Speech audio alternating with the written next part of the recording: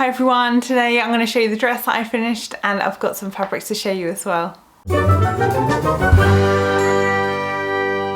Hi everyone, I'm Hales and welcome to my channel. Today I'm going to show you a dress that I finished making today actually, and it's something a bit different to what I would normally wear. I'd just say excuse any buzzing that you might hear. We have a load of flies in the very top of the roof of the conservatory, and so I don't want to put this bug zapper on, otherwise you'll hear zzz, zzz, zzz, zzz. So just bear with me in case you do hear that. The pattern that I'm going to talk to you about is New Look 6507 and I made VB. So it's basically like what she's wearing here.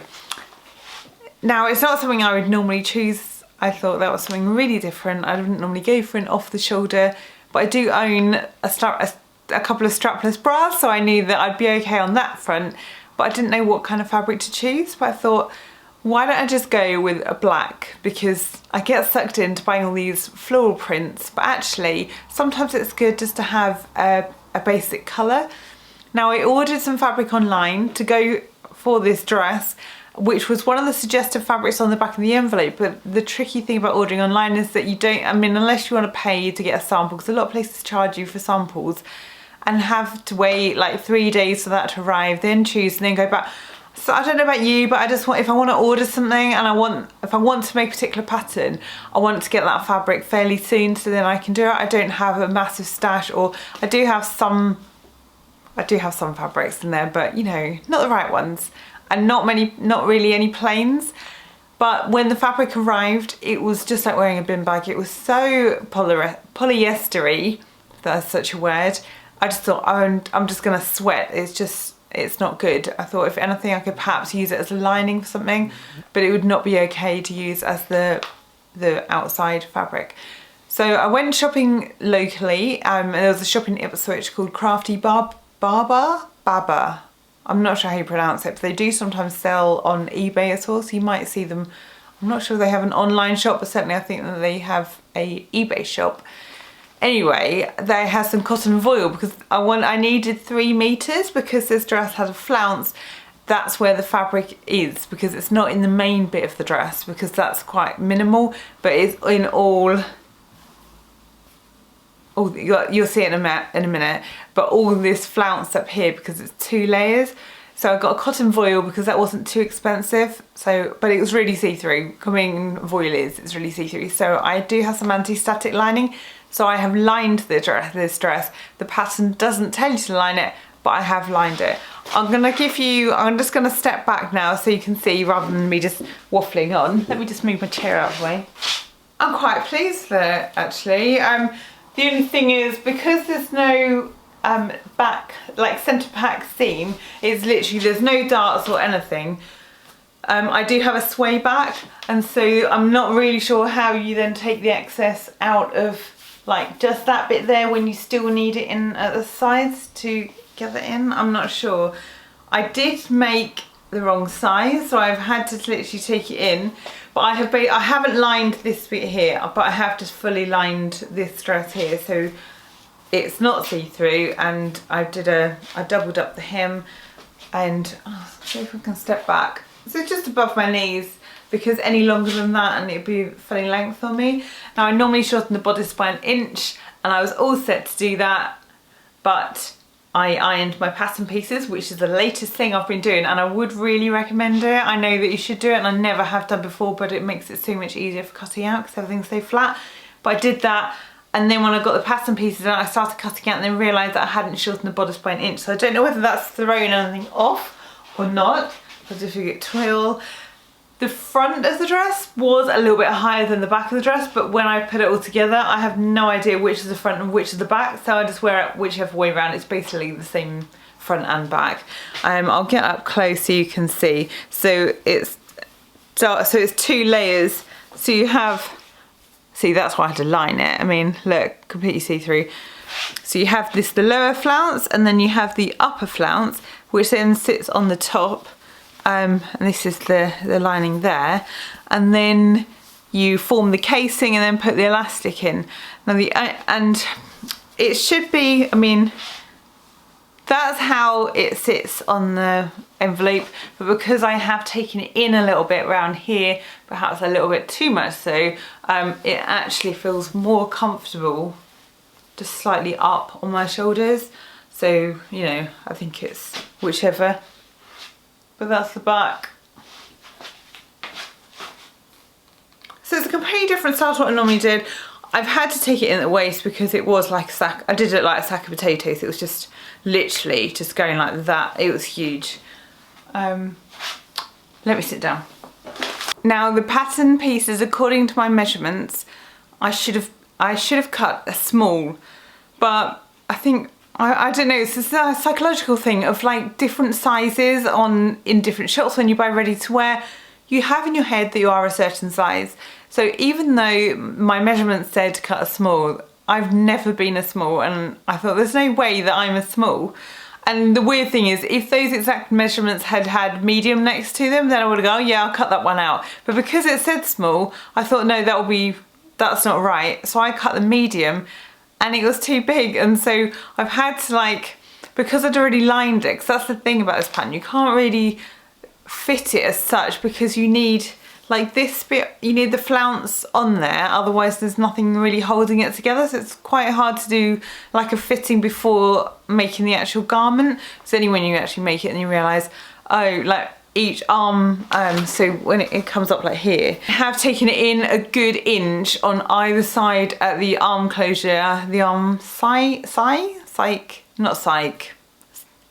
the underarm. So I've taken in an inch from either there, and then I have like skimmed in down to the waist and then out, and then it did kind of go out a bit like that. So I did just straighten it off a bit. I don't know why I'm waving this around. I did straighten it off a bit towards the hem, just so it gave it a bit more shape. But had I cut the actual size that was for me, I think I wouldn't have had any of those problems. The one thing I would say, if you want to try this pattern out, is the casing on, oh, where is it? Oh, it's really funny because the dress, oh sorry, itchy nose. So you've got the dress, here we go. Look how glamorous. Oh, look like a scarf now. So because you've got the dress here, the flounce attaches around here, but of course when you get to the arms, there's nothing there because the armhole doesn't go all the way around. It literally just sort of goes underneath, and then the casing holds it all together. The flounce sort of holds it all together. So when you put that flounce around for the actual casing above the arms, there's nothing to attach it to. This bit here is literally like here. There's no dress to stitch it to, so you need to have enough seam allowance to fold it over and feed the elastic through, and I didn't. I have had to put a few hand stitches in here, there and everywhere, because when the casing has been quite small, it's literally just enough to cover the elastic. It's then sort of like flipped up, so I've had to do a couple of hand stitches, so I don't know if I've even caught the elastic, just to hold that down. Now I'm just going to show you a gadget that I bought which helped me with this. I don't know if you know what this is, you probably do, and I'm probably the last one to know. So it cost me 80p and it's a bodkin. I hadn't really heard of it. Line focus there.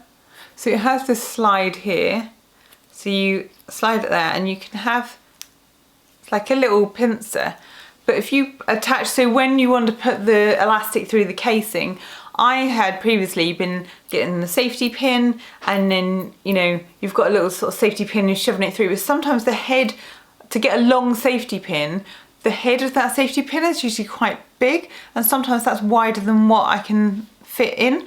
So someone had said they had a bodkin. It was actually on the BST Fabrics group on Facebook. So I thought, well, I'll have a go. And it's really strong. Let me just show you how it works.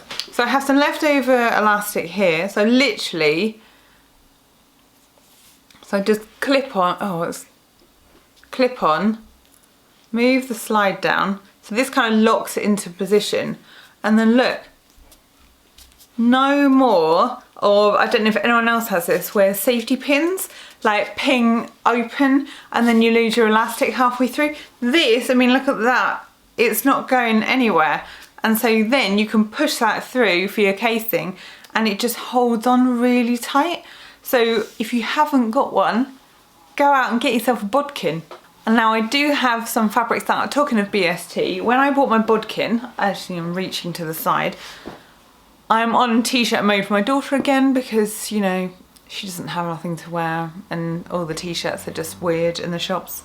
They're belly tops, they're, you know, unless you're a unicorn lover or a little princess, you know, there's nothing. So these all cost me, I think, less than £5 a metre, and I got a metre of each, and they're all cotton jerseys. So look at this one. I just thought, yeah, that's quite a fun print. It's not too girly, but it's quite nice and bright. She didn't know, I ordered these when she was in bed one night, so she didn't actually know what they were until they arrived. And then look at this one. Hang on, I got it up the wrong way. Chickens.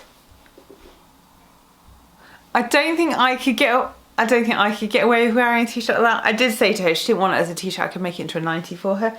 But at £5, like £5 a t-shirt, and I'm using my go-to pattern now, which is the Misusu Rowan tee, which I've showed in previous vlogs. That is now going to be my go-to pattern because it's so quick and I know it fits her. And then the last one, this strawberry cotton jersey. And again, and they're quite, you know, they're a good weight to them as well. I don't really like the viscose jerseys because they're so flimsy and so stretchy to sew with. I found that when I try and hem them, because I didn't have any like knit stay tape, it all really unravels and the stitching just comes undone. So they're quite a good weight on those. And I did get a couple of other fabrics, but not for clothes. Hang on, they're on this side. Now, because it's coming up to the end of term, end of year, school year, I did think, you know, teacher gifts. I mean, I'm not entirely sure if I'm going to go down that route. My son's teacher, I'm just going to buy her a bottle of gin, I think. I think she deserves it after the year that she's had.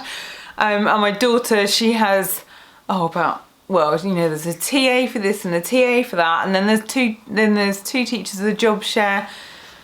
I don't really know them that well, so I'm not sure. I mean, is a card enough? But I bought this, so I got some cork. So this one has a silver shimmer to it. I bought ½ metre, and then it has, so it's material backed. So fairly flexible, but I thought a bag, and actually with the cork, I mainly thought of a bag for myself, but if there's any offcuts to make some kind of like, I don't know, if I made some coasters or something like that, teacher-wise. Now, I don't know if anyone else saw this, but on Closet Case Patterns, Heather Lou put on her blog that she has released a free pattern. All you have to do is sign up for her newsletter or subscribe for newsletter, I don't know, something like that. If you go on her blog, you'll see. Sign up for like a newsletter, and then you have access to like her free library of patterns. And if I can, I'll insert a picture here. That it's a belt bag. So I know, like in the 90s, it was all like bum bags, as they were known in the UK, with the zip, and they had like the strap with the clip at the back. But this one is done with an actual belt that you can make, or you can use another belt and then have a bag on there. And I thought that just looks super helpful, because I end up with such a crick in my neck sometimes of lugging a bag around. And what made me think of this is because I looked at my bag strap this week, and the stitching is about to like give way, mainly because I have to lug my son's iPad mini around if we're going out and about somewhere. He has Asperger's, so sometimes it's quite helpful to have that, but he doesn't have like the latest one, so he doesn't have the Air, so it's like an older version and it's quite heavy, and it has nearly broken so many bag handle straps. So I did think, oh, maybe I could have this, which just has like my phone and a purse and some car keys in. I haven't got to then, you know, keep lugging a big heavy bag around, and maybe he can carry his own stuff, making me lug it around everywhere. And the other thing I got was this. Is it gonna show up? I'm not sure. So this is a padded, a quilted, I don't even know what's described as really, but this sort of like shimmery stuff. And this I thought about making either like some pencil cases, or some kind of bag for my daughter, because she has bits and pieces. This is what happens when you're a mum. You just end up carrying everyone else's stuff around all the time, and then like you've got no room for your own things. So I thought, well, if I can make myself a small bag that doesn't fit any of their stuff in, and then they can carry their own stuff, that might be a plan. So I haven't got a pattern for that one yet, and I'm not entirely sure, but because I bought half meters of each, they were only like £7 or something. I think the most expensive one was £7 for a half a meter. And I thought, actually, that's not bad, because if I can get a bag out of that, and if I can get some like teacher gifts, even if it's just like a pencil case or something like that, that would be, I would still be saving money, because it's still cheaper than, you know, spending £3.50 or something on a pencil case from the shop for like my daughter if she wanted one. So I thought that that would be quite good, but I've never sort of really stepped into the foray of bag making, and I don't really want to go down the proper handbag route. I've made a few, like a couple of tote bags, but I did think maybe I'd try my hand at that, because I have seen a few around, and I don't know if anyone's like me. If you see someone else making some things, you're like, oh, maybe I can have a go at that. But yeah, wish me luck on that one. So they're the things I'm hoping to get done, because we've only got another week and a half. Well, we've only got a week and a half, not about. I should know every day, because then I'm on some holidays, which I can't wait. A week and a half left of school, so whether I have time to actually get that made and done in time for them, I'm not sure, but I will do my best. Now, before I go, anyone who is eagle-eyed will see that I have acquired another machine on my sewing table. Now, this one I've had sitting in my bedroom for a few months, actually. It was just made from upstairs to made it downstairs, and it is a Viking, I had to just check, Viking Husqvarna. I don't know if anyone knows about these machines, but it's one I actually got as an old one, which is in the back of the school cupboard, which would either sit there for another 30 years or it would have just been like thrown away. So I took my opportunity and I asked if it was okay if I could have it, and yeah, they said yes. But the trouble was the pedal was stuck to on, so when you plugged it in, the light came on and it was just well away. It was up and running, you couldn't stop it. So it was a bit of a health and safety risk. So we had a family friend who had a look at it, and he then got it all fixed, so now it works. But I bought this to go through thick fabric, and I will have probably an up and coming vlog about this, and something particularly that I've bought it for and what I'm planning on using it for, but I will leave you in suspense about that. Thank you for watching. If you've enjoyed it, please give it the old thumbs up, and if you haven't subscribed, please consider doing so, and I will see you again in my next vlog.